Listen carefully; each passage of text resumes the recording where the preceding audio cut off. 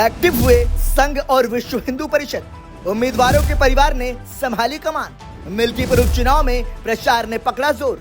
उत्तर प्रदेश के अयोध्या के मिल्कीपुर विधानसभा सीट के लिए उपचुनाव हो रहे हैं, जहां 5 फरवरी को मतदान होना है और नतीजे 8 फरवरी को आएंगे। उपचुनाव के लिए नामांकन की प्रक्रिया पूरी होने के बाद अब राजनीतिक दलों का फोकस चुनाव प्रचार पर है। बीजेपी के साथ ही भारतीय जनता युवा मोर्चा समेत पार्टी के विविध प्रकोष्ठ के नेता जनता के बीच पहुंच रहे हैं। वहीं राष्ट्रीय स्वयं सेवक संघ और विश्व हिंदू परिषद भी एक्टिव हो गए हैं। बीजेपी और समाजवादी पार्टी दोनों ही पार्टियों के उम्मीदवारों के चुनाव अभियान की कमान परिजनों ने संभाल ली है। एक्टिव हुआ संघ और विश्व हिंदू परिषद। मिल्कीपुर उपचुनाव को सपा के नेता सत्ताधारी दल को लोकसभा चुनाव में पटकनी देने के बाद अब दोहरा घाव देने के मौके के तौर पर देख रहे हैं। वहीं बीजेपी ने मिल्कीपुर उपचुनाव में आम चुनाव की हार का बदला लेने के मौके के रूप में लेते हुए साख का सवाल बना लिया है। दरअसल दोनों दलों के बीच साख की इस लड़ाई में पर्दे के पीछे से संघ ने भी कमान संभाल ली है। वहीं संघ के स्वयं सेवक जागरूकता अभियान के जरिए राष्ट्रवादी विचारधारा वाली पार्टी को वोट देने की अपील कर रहे हैं। संघ और इससे जुड़े संगठनों और बीजेपी के बीच बेहतर तालमेल रहे, इसके लिए प्रांत प्रचारक ने खुद मोर्चा संभाल रखा है। मोदी योगी का नाम।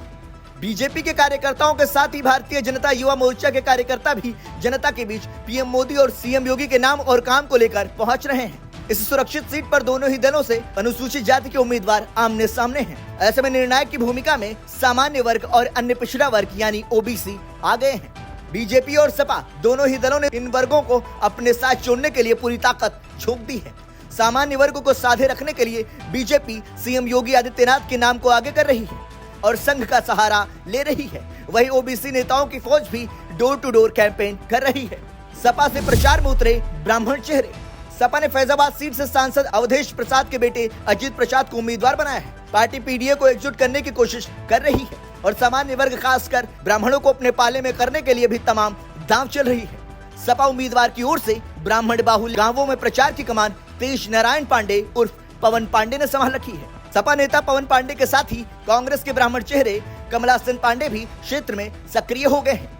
वहीं इन दो ब्राह्मण नेताओं की सक्रियता के साथ ही पार्टी ने चुनाव प्रचार के बीच मिल्कीपुर विधानसभा क्षेत्र के निवासी गायक विकास तिवारी को पार्टी के सांस्कृतिक प्रकोष्ठ का राष्ट्रीय महासचिव नियुक्त कर ब्राह्मण कार्ड चल दिया है। दोनों उम्मीदवारों के परिवार ने संभाली कमान।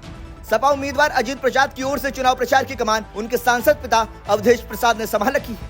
अवधेश प्रसाद ही समाजवादी पार्टी के उपचुनाव प्रभारी भी हैं। वहीं अजीत के भाई अमित और परिवार की महिलाएं भी डोर टू डोर कैंपेन कर रही हैं। बीजेपी के टिकट पर मैदान में उतरे चंद्रभान पासवान के खेमे में भी कुछ ऐसी ही तस्वीर नजर आ रही है।